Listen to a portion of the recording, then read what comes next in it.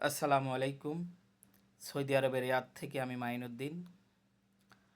আজ কুমিল্লা জেলার নাঙ্গলকোট থানার ৩ নং রায়কোট ইউনিয়নের ৫ নম্বর ওয়ার্ড রায়কোট গ্রামে একটি মাদক মাদক বিরোধী সতর্কমূলক মাইকিং করা হয়েছে। ধন্যবাদ জানাই রায়কোট গ্রামের প্রবাসীদের এবং কর্মকর্তাদের। এভাবে আমি চাই বাংলাদেশের প্রতিটি গ্রামে, প্রতিটি শহরে, প্রতিটি থানায় এভাবে মাইকিং হোক। সচেতনমূলক মাইকিং অবশ্যই করা দরকার। যারা মাদক গ্রহণ করে, মাদক সেবন করে, তাদের জন্য বিশেষ সতর্কবার্তা: মাদক ছাড়ুন, সমাজ বাঁচান। এই মাদকের কারণে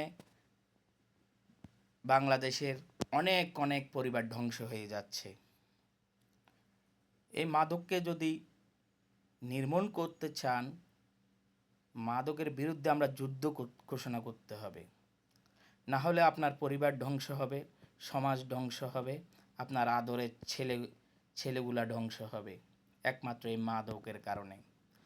তো মাদক এমন পর্যায়ে ছড়িয়ে গিয়েছে, বাংলাদেশের শহর থেকে এখন গ্রামে পর্যন্ত এটি ছড়িয়ে পড়েছে। তো এখন থেকে আমরা সতর্ক হতে হবে। আসলে এটি একদিন দুই দিনে এই জিনিসটি ছড়িয়ে পড়েনি, সময় লেগেছে। এটি নির্মূল করতে হলেও সময় লাগবে। তো এখন থেকে আমরা যদি সতর্ক হই, তাহলে যার যার গ্রাম, সমাজ এবং শহর, যার যার এরিয়া, তারা একটি সচেতনমূলক কমিটি গঠন করেন মাদকের বিরুদ্ধে, যে আমাদের এই গ্রামে মাদকের কোনো অস্তিত্ব আমরা রাখব না।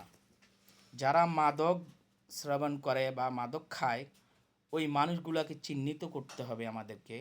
তাদেরকে একটি তালিকা করতে হবে।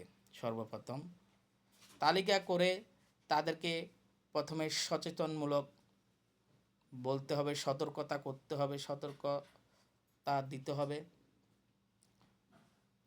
তাদেরকে আগে বলবেন যে তুই মাদক ছাড়, নাহলে গ্রাম ছাড়। মাদক ছেড়ে দে, তাহলে গ্রামে থাক, আর না ছাড়লে গ্রাম ছাড় বা শহর ছাড় বা এলাকা ছাড়। আর নলে তাদেরকে আইনের হাতে তুলে দিতে হবে। আইন অনুযায়ী তাদের যে শাস্তি হওয়ার দরকার তাই হবে।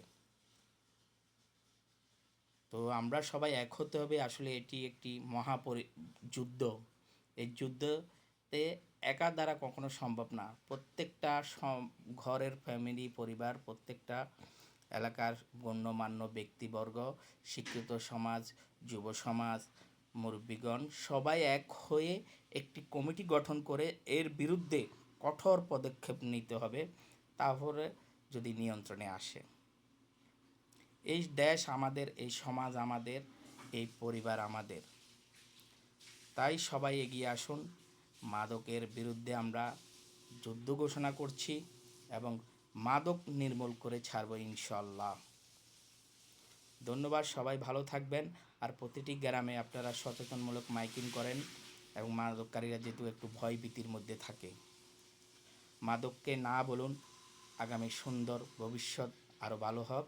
আল্লাহ হাফেজ।